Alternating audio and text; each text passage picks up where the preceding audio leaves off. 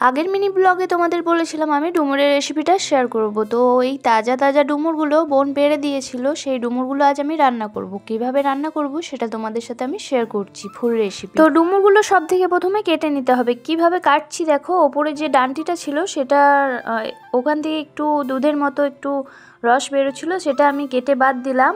আর চার সাইডের যে শ্বাসের মতো অংশটা থাকে ছাল সমেত আমি কেটে নিচ্ছি। আর মাঝখানে যে দানাদার অংশটা থাকে বীজ যেটাকে বলে, সেটা কিন্তু আমি বাদ দিয়ে ফেলে দেবো, সেটা কিন্তু খাবো না আমরা। তো মাঝখানের অংশটা বাদ দিয়ে চারিপাশে যে শ্বাস মতো ছাল সমেত সবুজ অংশটা সমেত আমি কেটে নিয়ে নিচ্ছি। এটাকে নুন আর হলুদ জলের মধ্যে রেখে দিচ্ছি, এইভাবে রাখলে কালো হবে না জিনিস। তো দেখো সব কাটা হয়ে গেছে, এবার প্রেসার কুকারে আমি নিয়ে নিচ্ছি।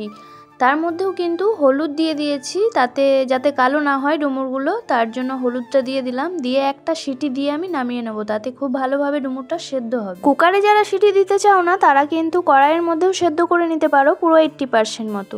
তো এখানে আমি গ্যাসের মধ্যে চাপিয়ে দিয়েছি, একটা সিটি হলে নামিয়ে নেব। আরেকদিকে আলু কেটে নিয়েছি একদম ছোট ছোট টুকরো টুকরো, আর টমেটো একটা বড় সাইজের, আর পেঁয়াজ বেশি করে একটু কেটে নিয়েছি। পেঁয়াজ বেশি দিলে এই ডুমুরের রেসিপিতে স্বাদ কিন্তু খুব ভালো হয়। দেখো ডুমুরটা খুব সুন্দরভাবে সেদ্ধ হয়ে গেছে। আর যারা আলু একটু কম দিতে চাও কমও দিতে পারো, আমি এখানে দুটো বড় সাইজের আলু দিয়েছি। দেখো ডুমুরটা ঢেলে রেখে দিয়েছি যাতে জলটা ভালো করে ঝরে যায়। আর এদিকে কড়াইটা বসিয়ে দিয়েছিলাম হাই ফ্লেমে, সর্ষের তেল দিয়েছি, তার মধ্যে দুটো তেজপাতা ফোড়নে দিলাম, আর কেটে রাখা পেঁয়াজটা দিয়ে পেঁয়াজটাকে কিছুক্ষণ লাল করে নেব। পেঁয়াজটা লাল করে ভাজা হয়ে গেলে কেটে রাখা আলুটা দিয়ে আলুটাকেও অনেকক্ষণ ধরে ভালো করে লাল করে ভেজে নিতে হবে। তো আলুটাকে আমি ভেজে নিচ্ছি। আর তোমাদের সাথে একটাই রিকোয়েস্ট করব, তোমরা চ্যানেলটাকে সাবস্ক্রাইব যারা এখনো করোনি সাবস্ক্রাইব করে নিও আর চ্যানেলটির পাশে থেকো। তো আলুটা ভালো করে ভাজা হয়ে গেছে, এবার দিয়ে দিচ্ছি আদা রসুন কাঁচা লঙ্কা বাটা, আর দেবো স্বাদ মতো লবণ, হলুদের গুঁড়ো পরিমাণ মতো, জিরের গুঁড়ো, ধনের গুঁড়ো আর কাশ্মীরি লঙ্কার গুঁড়ো পরিমাণ মতো দিতে হবে। ঝালের জন্য আমি এখানে কাঁচা লঙ্কা বেটে নিয়েছিলাম আদা রসুনের সাথে,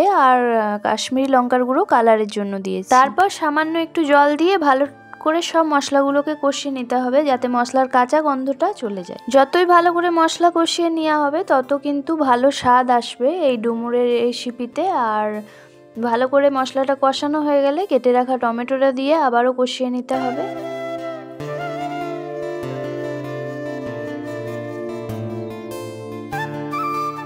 তো ভালো করে মশলাটা কষিয়ে নিয়েছি, মশলা থেকে তেল ছেড়ে দিয়েছে, তখন দিয়ে দেবো সেদ্ধ করে রাখা ডুমুরগুলো। তো ডুমুরটা দেওয়ার পর আবারও ভালো করে ডুমুরের সাথে একসাথে আলুটাকে কষিয়ে নিতে হবে।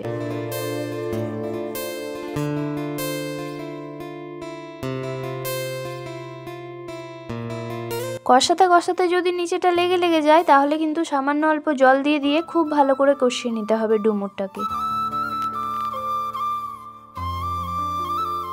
তো দেখো ভালো করে কষানো হয়ে গেছে, এবার পরিমাণ মতো জল দিয়ে দিতে হবে আলুটা সেদ্ধ হওয়ার জন্য। খুব বেশি ঝোল হবে না, একটু পরিমাণ বুঝে জলটা দিতে হবে যাতে একটু মাখো মাখো হয়, তাহলে খেতে গরম ভাত বা রুটির সাথে খুবই ভালো লাগবে। তো পরিমাণ মতো জল দিয়ে ভালো করে নাড়াচাড়া করে মিশিয়ে নিয়ে ঢেকে দিচ্ছি যাতে আলুটা সিদ্ধ হয়ে যায় মিডিয়াম আছে। তো দেখো এখানে 10 থেকে 12 মিনিট পর চলে এসেছি, ঢাকাটা খুলে দেখে নিচ্ছি। তো এখানে পানিটা অনেকটা শুকিয়ে গেছে দেখো, তারপরে আলুটাও সিদ্ধ হয়ে গেছে খুব ভালো করে, আর মাখো মাখো হয়েছে। গরম ভাত বা রুটির সাথে খেতে ভালোই লাগবে। আর সব থেকে শেষে দিতে হবে গরম মশলার গুঁড়ো আর সামান্য একটু চিনি, তাতে স্বাদটা খুব ভালো আসে। দিয়ে ভালো করে মিশিয়ে নিয়ে কিছুক্ষণ ফুটিয়ে তারপরে রেখে দিতে হবে রেস্টে ঢাকা দিয়ে, তারপরে সার্ভ করে নিতে হবে।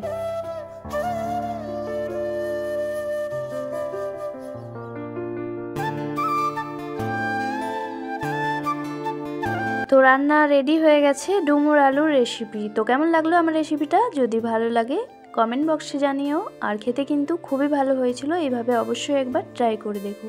টাটা।